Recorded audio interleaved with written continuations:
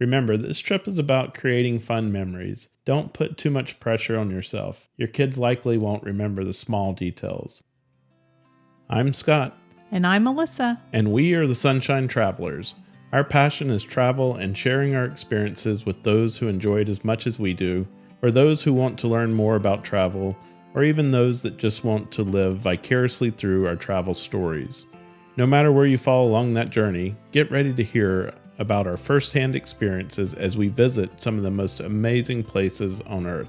This is part one of a 3-part series on traveling to one of our favorite places, Walt Disney World. If you've ever been to Disney before, you probably already know how intimidating it can be, but follow along and we'll help you plan like a pro. This first part is if you were traveling to Disney with small children, tips to help devise a strategy for visiting the parks, tips for dining both in and out of the park, and choosing the best time to visit. So pack your bag and come with us to one of the most magical places on Earth. Disney's, one of our favorite places to visit, and we've done it with small children quite a bit, going with our grandkids and our kids when they were younger, traveling just as adults, the two of us, or going with someone else that was of adult age. And then also bringing along the whole family, including senior adults. We've taken my parents along with us on some trips before as well. So today we're just going to focus on traveling with the small children. Let's get started with talking about a strategy for visiting the parks. One of the things that we've always said to people that are trying to plan a trip is if you stay more days, it allows you to visit on a more enjoyable schedule. Yes, it does. And I think people have that tendency to want to do everything. And so once you get past about 4 days on a Disney ticket, it's actually starts to become cheaper and cheaper per day to visit. And so if you have small kids and you need to have early bedtimes and you need to have naps and things like that, having more days to just kind of relax and take the parks at a leisurely pace can be really helpful. It also gives you a chance to not just wear yourself out to where you can't enjoy the park. People might have accused you before of being quite the Disney taskmaster. Yes, I am. And I enjoy being in the parks. And I think if you have the capacity to do that, but it's not enjoyable with small children. For example, if you do want to have a late night, one night with kids to let them see fireworks or something like that, you don't want to get up the next morning early. So you really need to just pace yourself and really not try to do everything in a short amount of time. It is a vacation after all, right? Right. So I think one of the things that we would say is if you're visiting Disney in one of the warmer months, remember it's Florida, right? So it's going to be hot, it's going to be humid, and that takes a lot out of you as well, just the temperatures. Oh, it absolutely does. I mean, especially if you're not used to that kind of heat and humidity, and it really does. It's exhausting. Yeah, we see people all the time, living in Florida full time. We're a little bit used to the heat and humidity. It does affect us, but definitely in the park, we see people and they look like they're just about to melt. Absolutely. And in the hotter months, you also have to take into account that you might encounter some thunderstorms and things like that. And while there are still lots of things to do in the parks, there's some things that you can't do. So it is a good opportunity to just give yourself a lot more flexibility on the number of days that you have available. So I think our suggestion then is go early to the parks, especially if you have small children, right? Because, smaller children are affected by the heat and humidity probably at a greater ratio than the adults are. That's right. And I think for most people, their kids tend to get up earlier. That may not necessarily be true for you, but I would definitely say go into the park as early as you can.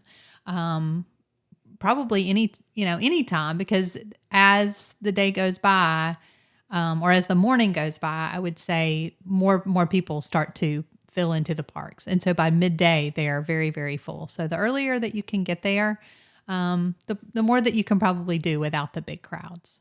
I've had a few people ask me, so should I try to rope drop? And I would say only go or do early entry. So if you're staying at a Disney Resort hotel, the parks do open up 30 minutes early for you. So only try to do that early entry or the rope drop if it's not going to be just completely stressful for your family. So if you can do it at a moderate or a leisurely pace where you're just not like screaming at each other to get there, then yes, go ahead and try to do that. And so for all the people that aren't huge Disney fans and there all the time, what's a rope drop? So rope drop is they actually still physically drop the rope they hold a rope and you can't go past that rope into certain rides or into certain lands at a certain time. So now I do want to add that the park actually, Magic Kingdom anyway, will actually open up like to where you can actually go onto Main Street and things like that a little bit before park opening. And even if you're going for early entry, a little bit before early entry, like you can actually walk into the park, but they won't actually physically let you go to those rides. So they'll hold you at a certain place behind a rope and a big group of people and then actually go to that. So that's why it's called rope drop. I think our suggestion to you is the earlier you can get to the park, the more time you'll have when the temperatures aren't quite so hot and maybe the humidity levels aren't quite so high. And so, get there, enjoy the park. What's the best way to choose what you're going to do or to plan your day out? So I would say if you're going with small kids and you plan to leave around lunchtime or go to get lunch or go back to the pool or something like that, I would probably plan to do about 3 things. Just prioritize what your family and what your kids might enjoy. So that is going to involve some research. And one thing I wanted to say about a Disney trip is I think that we've seen a lot of people who just think, oh, it's a Disney trip. And you just show up at a theme park and then you figure out what you're going to do. And I think just like any destination that you're going to travel around the world, I think it helps to do a little bit more advanced planning. So maybe know like, here are the rides that are available and which ones are my children tall enough for, or what shows are available and what time are parades and things like that. And all those resources are going to be available on the Disney website. They have an app that you need to download because literally everything, your resort information, your dining, your tickets, everything will be on that app. And so I think you need to have a little bit of advanced planning. But I would say realistically, plan for about 3 things in the morning. And if you get through those faster and you're not ready to leave, then pick something else. But I would say just kind of have a list of, okay, we want to see this show or we want to try to ride these 2 rides. But don't say, okay, we're going to do these 10 things before lunch because I think you're just going to set yourself up for frustration and disappointment. And getting to the park early doesn't necessarily mean that you're the first people there either. No, because I think that some people get there really, really early. So be prepared that even first thing in the morning, some of the most popular rides and attractions are already going to have long waits for them. So you really need to be prepared ahead of time so that if you're going to go early, and especially if you have that for early entry, like what lands in or what rides are going to open up early, because the whole park doesn't open up early. And so I think it helps to go on the app and kind of do some research if you're going to do that and figure that out. And we don't want to, give too many details here and spell that out because things change. But some of the more popular rides are going to get super busy. So for example, people head to Fantasyland and do Seven Dwarfs Mine Train and Peter Pan. Whereas if you want to do some things in Tomorrowland, not as many people head there. So if there's some things on your kids' list that you want to do there, that might be a better place to start out. And I think you might have mentioned earlier when you were talking about downloading. If not, we should talk about Genie Plus, because really that is one way that, and I know it costs more to do this, but you're already paying a significant amount to go to Disney. And so that additional cost of Genie Plus really just makes things so much better for you and makes your trip more enjoyable, because you're going to be able to do the rides that you and your kids want to do, or do the attractions that you and your kids want to do, rather than just constantly saying, well, that's a 2-hour wait. I'm not going to wait 2 hours for that ride. And that's absolutely true, because a lot of times with kids, you're not going to want to wait in those long lines. So yes, let's talk about Genie Plus. So Genie Plus is the new paid fast pass system that they came out with after the pandemic. They had it in Disneyland, California, and so they came out with that. And so as Scott said, yes, it does cost more, but you are basically investing in a vacation here. And so we would recommend that you invest a little bit more and get this paid fast pass system. And so again, as time goes on, they may make some changes to that. But definitely go in the app. It is a per person per day system. You can make your first selection at 7 a.m. and then one selection at a time once you use those, or 2 hours after the park opens, you can make your next selection. So just because you select something and it ends up being sometime in the afternoon or evening for your first one, it doesn't mean that you don't get to select another one until after you use that one. So I think also understanding how that works, and we could actually do a whole podcast series or episode just on Genie Plus. So doing some research, and we'll put some links because I have found some great resources that explain that you can kind of read over as well. So we can put some links in that if you're interested. But I think that that's a definite way to maximize your time and pick something for in the morning, pick some shows, pick a parade, something like that. And then as you're having lunch in the afternoon or enjoying the pool, you can continue to make those selections. And so I also wanted to give a plug for another service that's out there that really helps you with Genie Plus. And that is it's a third-party service called Standby Skipper. And yes, it does cost so then even more. But the good thing about it is if you're there for 7 days, or up to 7 days, it covers your whole family, and that service. And so basically what it does is once you purchase that Genie Plus for that day, and have that service, you can go in and tell it, okay, which ones to basically get. So it kind of automates that for you. And I've used it several times and it is fantastic. And they actually have a Facebook group as well. So it is another app, but they have a Facebook group that goes into that. So I think utilizing that service and their Facebook group will help you understand Genie Plus and understand how to kind of work with those two services together. Yeah, because, it can be quite a time-consuming thing to try to manage all of these fast passes, right? And trying to figure out what's next and stuff like that. In Standby Skipper, you get to choose the things you want to do, and then it kind of slots those in for you. It does. And because it's an automated system, it's able to, even if something shows, okay, it's out for that day or it's a later time because it's an automated system, as people can't maybe cancel theirs or, the Disney refills the system with some extra slots or something like that, it will grab those up and give you a notification. So highly recommend that. And it's super nice to, go in that Genie Plus, they call them lightning lanes, but it's super nice to, go right into that lightning lane, isn't it? Bypass that lane and you see everybody standing there and they're just looking at you as you go by. And I would say that you are not going to say, oh, I wish if you understand how to use Genie Plus, so take the time to do that, you're never going to say, oh, I wish we hadn't have done this.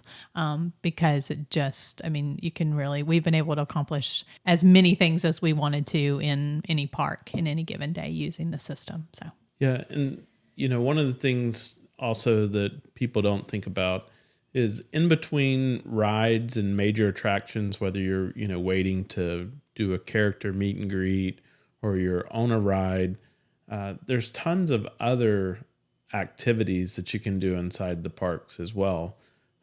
Some, have just walk-up lines where you can meet some of the characters. There's some great shows, and I think a lot of people really don't know about these different shows that are in the parks. I think you're right, because a lot of times if people are looking on the app and they're saying, oh, the wait time for this is this and this and this, but especially let's talk about Magic Kingdom, because I think a lot of times with little kids, like you spend a lot of time at Magic Kingdom and kids are going to enjoy things like the Tiki Room and the Country Bears.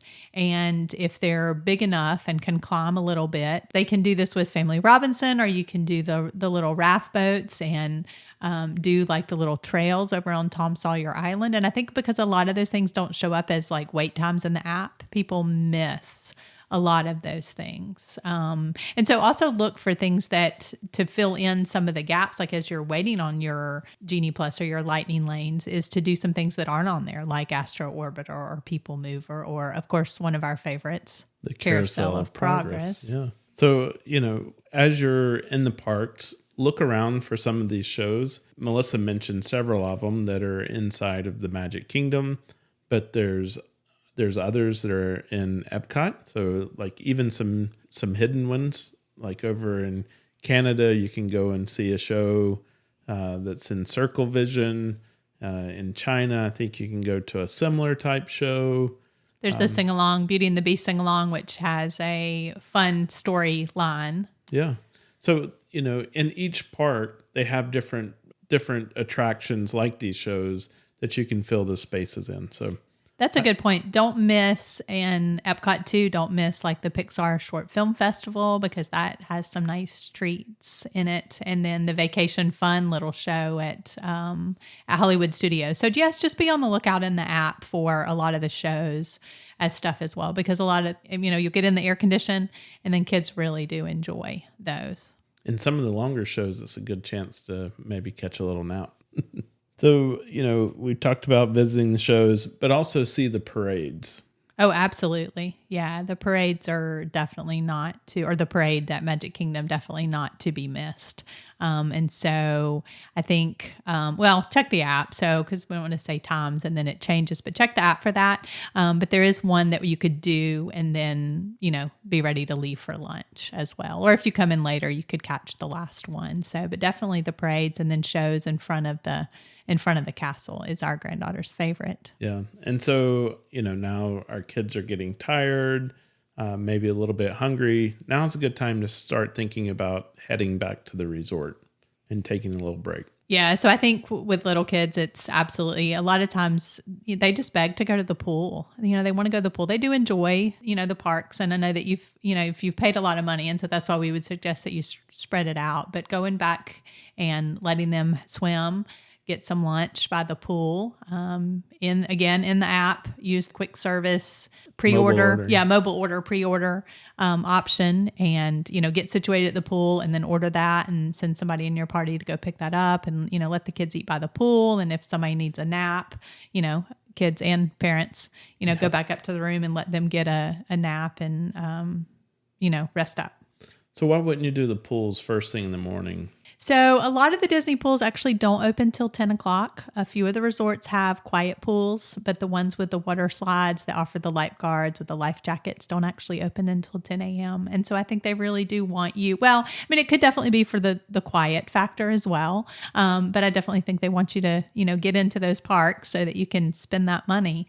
But that's why. So just be aware of that as you're planning your time, is that a lot of them, you're not going to be able to hit the pool at 7 a.m. Also not late at night either, because a lot of those pools close. So during the middle of the day, great time while it's hot outside. Jump in, refresh, cool yourself off, maybe go take a quick nap. And then around 4:30 or 5, potentially head back over to the park and do the other things you want to do.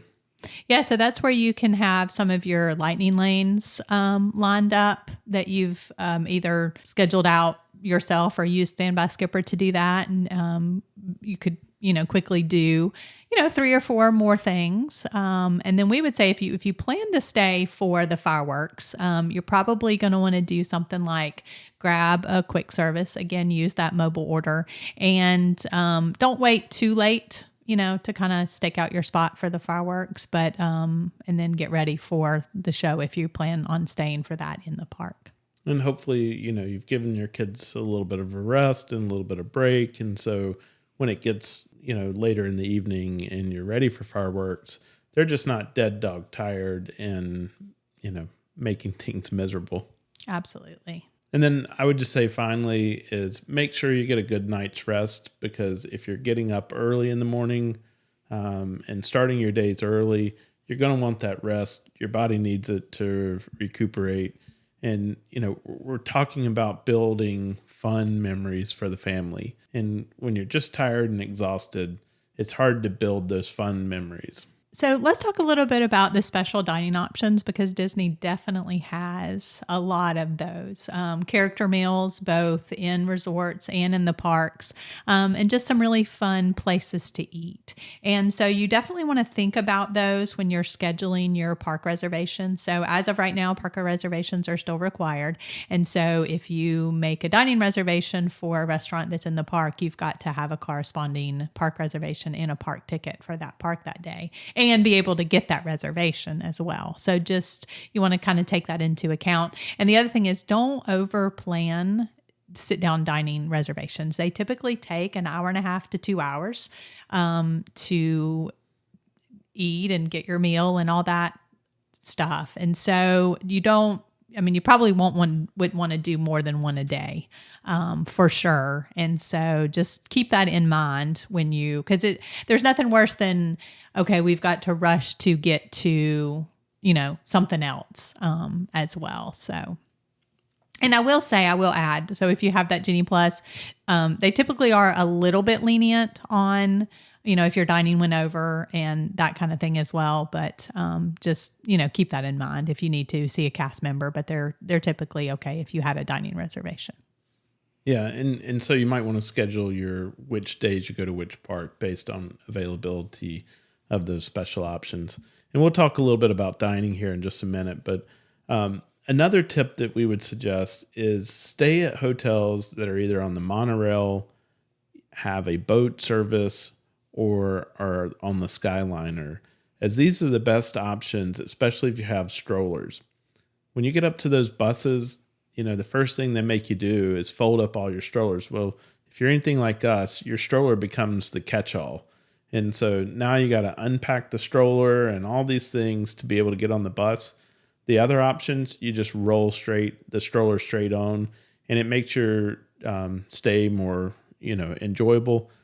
Not all resorts have that. I think that's probably more in the moderate to deluxe resorts that have those options.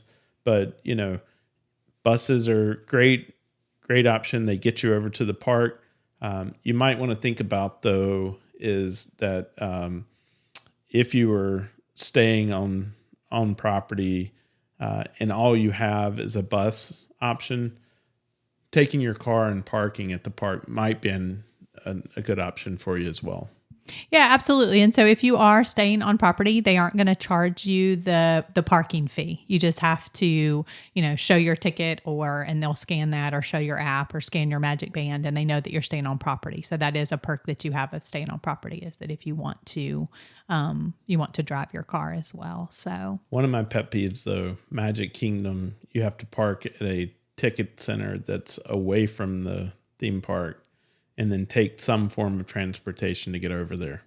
And so that's the only thing I would say is, if you're going to Magic Kingdom and that's your preference because you have small kids, you might want to choose one of the hotels where you can walk there.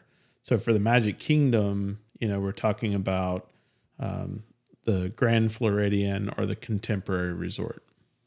Right, or be able to take the monorail from the Grand Floridian or the Contemporary or the Polynesian. But yeah, the Contemporary, the fastest way to get there is definitely just to walk. And we mentioned strollers, but we also would recommend that if you have little ones and they're, 6, 7 years old, maybe they don't normally use a stroller, but on this trip, just think about, they've got little legs and those little legs get tired. And so if they're willing and you're okay with it, you might want to think about older, small children, getting them a stroller and letting them ride in it. Absolutely. I think that is a lifesaver too, as they get tired, because probably even kids who don't normally take naps could possibly be nappers. If you have that stroller, could lay down and take a nap. And so and depending on if you're driving or you're flying, and if you just want to get like a fold up umbrella stroller, or there's companies who actually rent strollers to pick up at the Orlando airport, Kingdom strollers, and we can put some links in the show notes. And they also have companies that deliver actually to the hotels. There are stroller rentals in the parks. I think for what they are, it tends to be a little bit more expensive. So, but just know that is an option if you are in a pinch, that you could rent a stroller in the park, single and double. Yeah.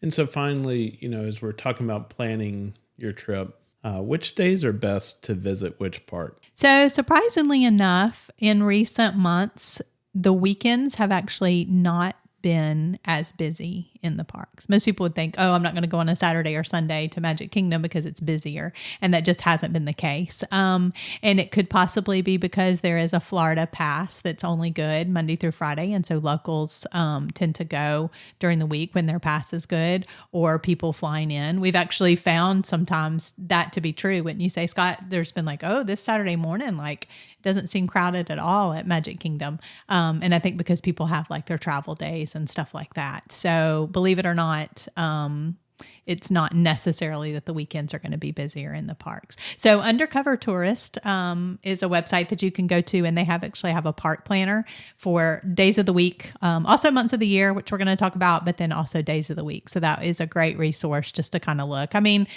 go when you can go and do which park you can do when you can do each park. It's not like you may necessarily see a huge difference, but that can just be helpful in your planning. All right. Well, let's talk a little bit about dining, because that's an important part. You're going to be there for many days, and you've got to eat while you're there. Starting out your day and thinking about, dining, what are some recommendations? So we haven't found that there's a huge selection of breakfast options in the park, or they're not like right when you walk in. And so it may be that if your family needs a full good breakfast to get them going, every resort hotel is going to have a quick serve option, and obviously a reservation option, but that's going to take up a huge chunk of time. But a quick serve option that you can mobile order and either grab it and bring it back to the room or go do that. And most of them are just your standard, eggs and some kind of protein and the Mickey waffles and some other things as well. But there are a few things in the parks that you can get. So we would recommend also that if you have some things that kids like to eat if you don't have a kitchen or like a kitchenette in the room that you're staying, just some things that they could snack on first thing in the morning that don't require preparation or refrigeration, that might be a good option to tide them over as well. So, and yes, there are Starbucks in each park, but first thing in the morning, the lines do tend to be long. So don't think, I wouldn't recommend that you think like, okay, we're going to go to Magic Kingdom, and then the first thing that we're going to do is we're going to get in Starbucks line, because you may stand there for 30 minutes unless you want to send the rest of your party on to a show or something like that. But just know that that's going to take up some time. They don't do mobile order, so that's going to be a process. And then there are some Joffrey's stands, coming in and things like that. Or you could grab some at your hotel, but just be prepared for that. Like you said, if there's things like granola bars or fruit that you can pack into your bag, those are all things that you can bring into the park. And so, throw those in, let your kids eat. And then as you head to lunchtime, that's where you want to start thinking about the mobile order that we discussed earlier. Yeah.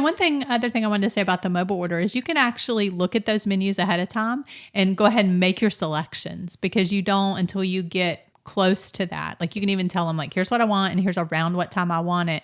But until you get close to that location and hit that button to say I'm here, they don't start preparing that. So that's something that you can also plan ahead to do. If you aren't staying at a resort on property, we would suggest you book a dining reservation at a sit-down restaurant for lunch.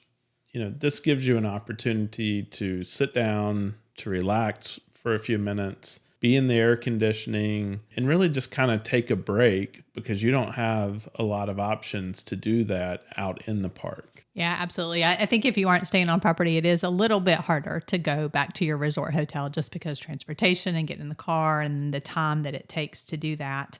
But yeah, that's an awesome opportunity just to have a break. Like you may have one that's fallen asleep in the stroller and they can kind of sleep while you have lunch or something like that. But that can just be a way to get out of the heat in the air and or even if it's not hot, sit down for a few minutes. You can also use this time to work on your Genie Plus passes and scheduling out the second half of your day. Melissa talked about Standby Skipper, which helps you to, plan all of that.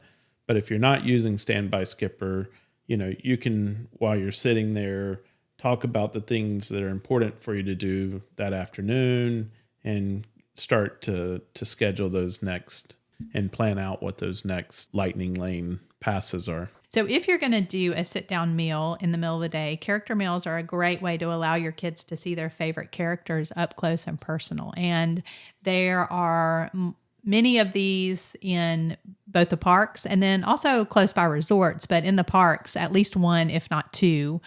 So that can be a great way to, do characters and have lunch at the same time, and can be a lot of fun. Our recommendation is if you're staying on property and you can go back to your resort, do that to give your kids a break, let them play in the pool, things like that. If you're not, book that sit down lunch so that you can have a break. But then as you start to, you come back out, you spend your rest of the afternoon in the park, you're going to be looking for dining options in a short while. If you want to maximize your Genie Plus in the afternoons and be able to do a lot of different things, you're probably going to want to do a quick serve meal for dinner. So grab something in the park. Once again, go back to that app, do the mobile ordering. You're going to stand in enough lines. You don't need to do it while ordering your food. All the menus are right there. And guess what? If you want to customize an item, like you don't want cheese on your hamburger, you can tell it right there in the app to leave the cheese off. And so there's a lot of benefits to using that mobile ordering. And, all you got to do is when you click and say, I'm here, it'll tell you which counter to go to. And then you go there, pick up your food, and you're ready to go. So you don't have to take, tired, hungry kids and stand in line and try to keep their attention for that. And if you're not doing Genie Blitz and you don't have, or you have a day where you didn't want to do a lot of things, those might be the days where you book some of those evening or dinner time dining reservations, either, at a resort hotel or back in the parks. So that can be a great time to do that. You could still have time to do a couple of things, do that, and then get ready for fireworks if you're going to stay for those. And as we said earlier, if you book more time, or you extend your stay out, then you're not going to be rushed to try to do all the things that you want to do. You can spread that wish list across many days, and that includes your dining wish list as well.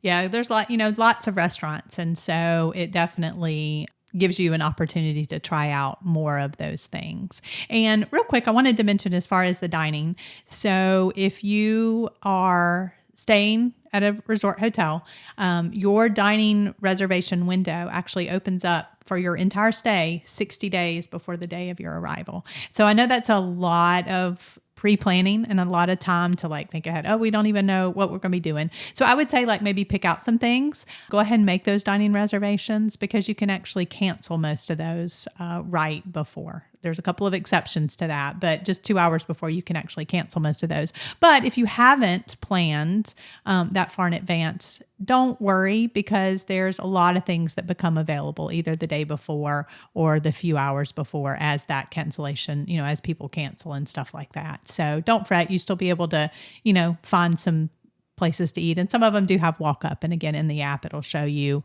walk up availability and things like that. No guarantees, but, there might be some things to kind of make your plans a lot more flexible. It's been a long time, to be honest with you, since we've booked something 60 days in advance, and we've eaten at a lot of great places. You just have to be flexible. So if your family can't make the late evenings for fireworks or the nighttime shows, and you need to go back to the resort for dinner, same thing as lunch. You've got a lot of great food options.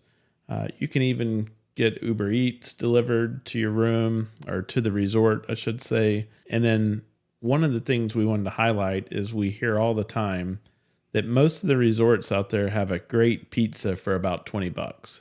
So a whole pizza, it's probably one of the cheaper meal options inside of Disney. And, you can feed your family that way. So, that's always an option for you. And speaking of dining, we do want to mention that the dining plan is finally coming back to Walt Disney World in January of 2024. So currently, when it comes back, it will be an add-on cost per person per day for your vacation. But that may be an option that you like. So that would give you the feel of being an all-inclusive vacation. It's already paid for. And then it gives you a certain allotment of meals per person per day. It's a lot of food. I'll be honest with you.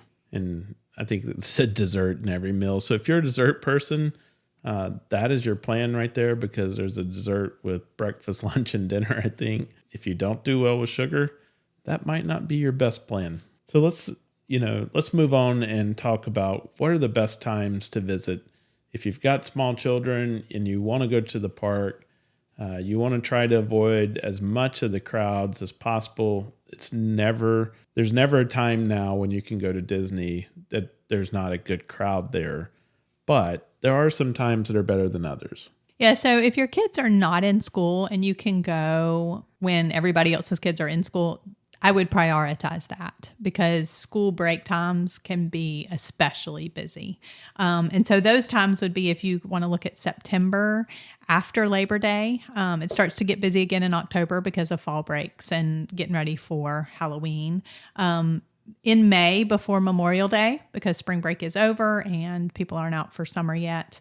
And then January can be a good time right after the holidays, but just look at the calendar and make sure it isn't a Run Disney event weekend or a holiday weekend like MLK, because again, those tend to be school holidays and be busier. So another note is January tends to be the coolest time of the year, and you should potentially plan for low temperatures, surprisingly. So sometimes you might need even more than a sweatshirt. We were there in January this year, and one day we were in the pool, and the next day we had on like caps and gloves, and it was like 24 degrees. So just pack warm clothes if you're going to go in January. And if your kids are in school, and so you're going to have to choose to go during a break time, we would suggest that you opt for fall or winter break over spring break. More people think about going to Disney over spring break, I think, because of the weather and things like that. So, just think about that. Summertime is definitely doable. We're not suggesting that you avoid summertime. Just know that it's going to be hot and humid, and there's a likelihood of afternoon thunderstorms just about every day. So you just need to be prepared for that. I mean, we're going to go 3 times this summer, if not more. So it is what it is. So just be prepared for that. Around Christmas is a great time to go, because you get to see the parks decorated in their full splendor. The week after Christmas, between Christmas and New Year's, tends to be not quite as bad. I know that this past year, like Christmas Eve, Christmas Day was just super, super busy. So. Yeah, I love to go at Christmas. I love going in. I love seeing the park all decorated. They have trees all over the place. Each different land inside has different types of decorations. And it's just amazing how much thought and planning goes into decorating these parks, as well as like the music that's piped in all over the park. It is really a fun and festive atmosphere. I mean, not to mention the resorts, because the decor is themed to the resort. And then at Epcot, they have the Festival of the Holidays with the candlelight processional. So it can be a really great time to go. But again, if you have kids who are not in school, try to go earlier in December. The week between Christmas and New Year's can be busy, but you will get to see the Christmas decorations. They keep those up till after the first of the year. You will also get to see their special fireworks that they only do for the Christmas party. They then do that inside the park. And then often you get to see the parades that they only do during the Christmas party as well. So it's a great time to go. You don't have to spend that extra amount to go to these after-hour parties, and you get to see the events. Yeah, and so if you're going to have to go at a peak time, just schedule more days. And also remember that it's impossible to do everything on a single visit, whether it's busy or not. And so just look forward to a return visit to Disney World. So let's do some other tips quickly. If you're staying on property, many people decorate their doors and windows.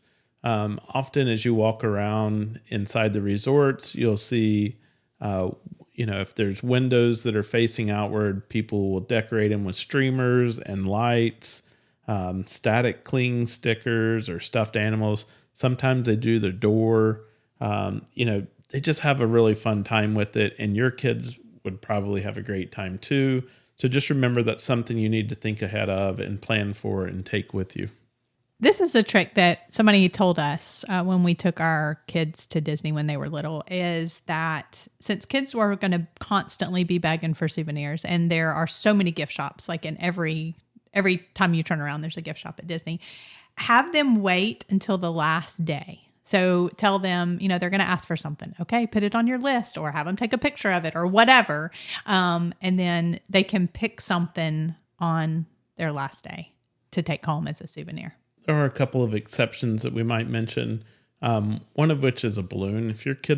If that will just make them the happiest thing in the world, get the balloon on the first day. And I'll tell you why, is because you can take the balloon into all the parks. And if something happens to that balloon during your stay, they'll replace it for you. So if it goes flat, or it gets popped, they will replace that for you. So a balloon is a great souvenir that they can have during the time that they're there. And so that might be one exception.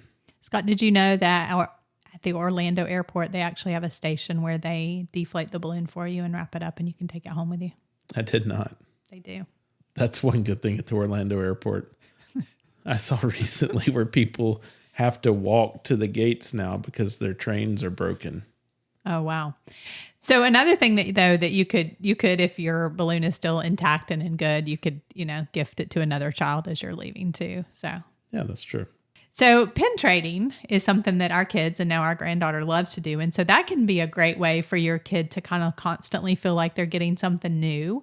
And then they can interact with the cast members that are doing the pin trading. So buy a starter set of pins, either before you go. I know you can get things on Amazon, or buy some pin sets when you're there and then just have them trade. And so then it's like they're constantly feel like they're getting some new pins as they go around. And that's another activity that kids can do in the parks. And don't feel like you got to spend a lot of money on the pins because the cast members don't really care. They just have a board and your kid picks something off of it and they put their pin back on it. So so look for sets that gives you more pins that aren't super expensive.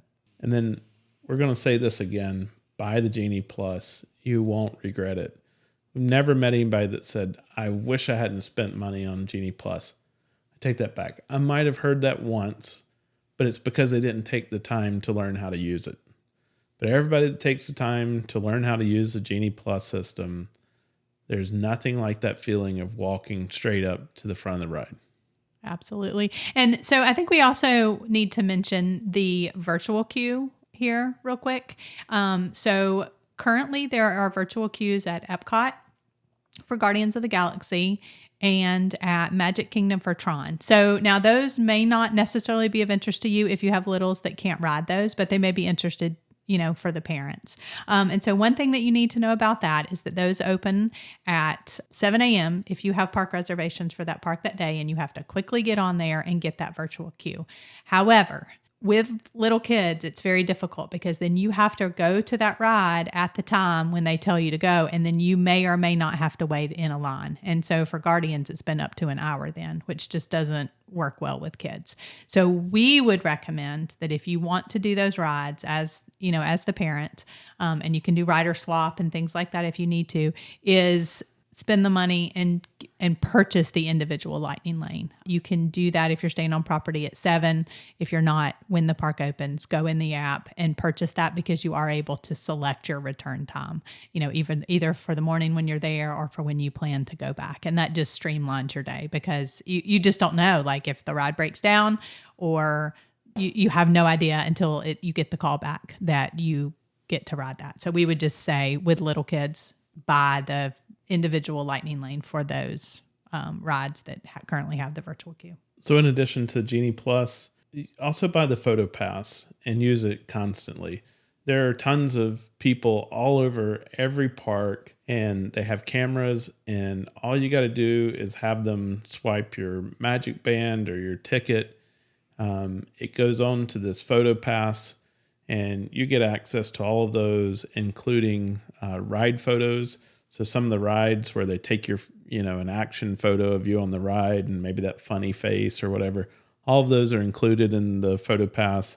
And these are things that, memories that you can take back and have with you and your family will look at, and they'll show up on Facebook and whatever over time, and just remind you of this great trip that you had. And only one person needs it, and it is good for the entire visit. And you can add that to your package. But yeah, highly recommend PhotoPass. Even though we have an annual pass, we have that added to my annual pass so that we can use that. And so this next one, I think it's probably more my pet peeve than anything else. But buy magic bands. Yeah, I get it. I'm telling you to buy all of these things, pay the additional money. But I've already told you, you're paying a lot of money to be there. Do the things that make it easy for yourself. And so magic bands are one of those. If you're staying on property, these magic bands are your room key. They're a way for you to pay, either in stores or restaurants. They are your fast passes. When you get up there, you scan them. Don't be that person that has all the tickets on one phone and they got to stand there and try to figure out how to get them scanned and stuff like that. It takes too much time and you just become annoyance to the other people that are around you. So don't do that. Just go ahead and buy the magic bands. If you don't want to buy a magic band, at least go to guest services and get the ticket cards. And that way everybody can have their own ticket card that they swipe. But please do not be that person that stands there with a single phone and tries to figure out how to get to all of those passes. And also, if you have a resort package, you can order those magic bands at a discount prior to your trip. So you may not know that, but it will show up in that resort package. It'll go say order magic bands, and they're actually at a discount. You can have them shipped to you, or you can pick them up at the hotel and they'll have your name on the back and stuff like that. So that can be a fun, that's a souvenir too, as well. Yeah. Well, so we have magic bands that we bought several years ago and we still use them. Yeah. So once you use them, they can't be swapped to another person, but we do still use those. I will say that the new magic bands, they don't, the clasp tend to come off, especially with kids or if you're picking up kids. But we just recently found these great little bands on Amazon that were super cheap to help hold them on. So we'll put a link to those in the show notes because we're anxious to try those out. But yeah, it's really great. If you got small kids that are going to be up in your arms and wiggling around and stuff like that, they tend to knock your magic band off and it can get lost. So these little rubber straps, I guess they go over, they hold those bands on tightly. You have less of a chance of losing those. But I think that the magic bands are just kind of part of the magic too, is just having everything on that band, your ticket, your key and everything. So it just makes it part of the vacation, I think. Yep. And then finally, we would say wear comfortable walking shoes that can get wet. We absolutely do not recommend, and we say this on all trips, we don't recommend taking new shoes that haven't been broken in yet. You don't know if they're going to rub blisters or hurt your feet or whatever. Wear some good, comfortable shoes that can get wet, or you don't mind getting wet, and you'll be much more comfortable throughout the day. As with any destination episode, we normally go to Melissa and we say, what are the things that you need to pack? We're going to change that up just a little bit for these Disney destinations, and we're going to ask, what should you put in your park bag? Yeah, so it's definitely you want to be prepared when going in the park. So I would say for small children, bring a change of clothes. You never know if they're going to spill food or spill their water all over them or have an accident or want to play in the couple of things that splash on you. And so bring a change of clothes. And then, of course, if they are in diapers and wipes, all those things that you need. We have recently found these USB rechargeable fans that clamp onto the stroller, and those have been a lifesaver. And they last a long time, but you can recharge them at night. So rain ponchos are pretty much always a good idea. There's a few times that we haven't had rain, but it's nice to have those. They do sell them in the parks. They're not cheap. So bring along some rain ponchos. Umbrellas are cumbersome to get through security, so I would skip those and opt for the ponchos. Definitely bring some kind of battery pack for your phone, and then cords for recharging. Sometimes ours last all day, and sometimes just depending on how much we're using them and if you're trying to use Genie Plus and have your tickets and use the app. So just to have that to be on the safe side. Bring in reusable water bottles and ones that keep your water cold, and then try to refill those in the parks. At a lot of the quick serve locations, you can ask for cups of water and refill those. And if it's hot, you just want to stay hydrated, and buying bottles and bottles and bottles of water gets expensive. So spend your money on Genie Plus, spend your money on the Moneymaker, and bring in your water bottles. So bring a backpack to carry in those things. If you have a stroller where it can go underneath, but just make it easy to kind of have hands free. Bring some snacks for those kiddos, things that are easy for them to eat as you're walking around. You might not be quite ready to leave or get your snack or get your lunch or whatever.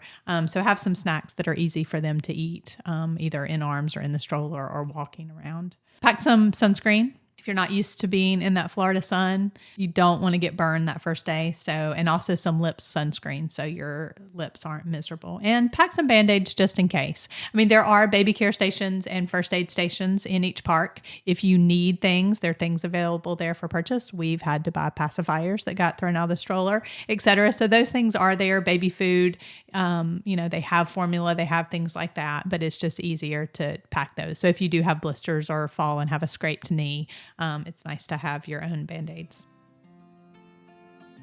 As usual, we will put some links in the show notes of tips or gadgets that help make your trip more pleasant. Remember, this trip is about creating fun memories. Don't put too much pressure on yourself. Your kids likely won't remember the small details. With every episode, our goal is to help share our experience and hopefully encourage someone to achieve their own travel goals. If you have a favorite Disney hack that you want to share with us and other listeners, drop us a note or leave a comment. We always look forward to hearing from you.